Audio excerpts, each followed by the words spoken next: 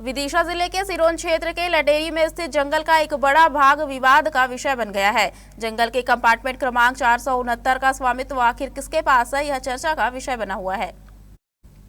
दरअसल लटेरे स्थित जंगल के कंपार्टमेंट 469 की जमीन के 80% हिस्से पर अवैध कब्जे हो गए हैं।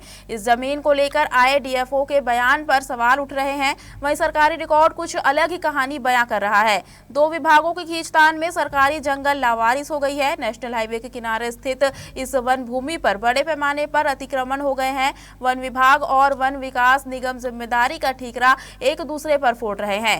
वन विभाग कहता है कि कंपार्टमेंट 469 उसका नहीं है। वहीं वन विकास निगम ने इस कंपार्टमेंट को वन विभाग से लेने की बात को सिरे से खारिज कर दिया है।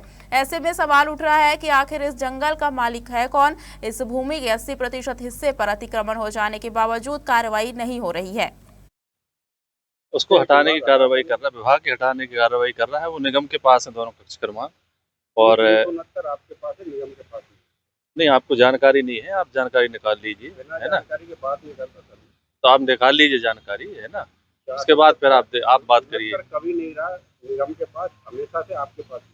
चलिए फिर चेक करवा लेंगे उसको। हमने तो जिलाधीश महोदय को बलरामपुर की और बलरामपुर से जुड़े हुए वन विभाग की, रतनगढ़ की, आलमपुर की और मरवास की, तलैया की, जहाँ से 2 बार मैं अतिक्रमण हटवा चुका हूँ, सरकार हटा चुकी है।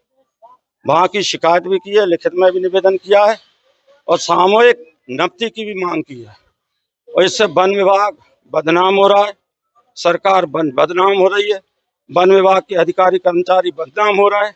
कई लोगों की तो रील चल गई पैसा लेते हुए, बात करते हुए।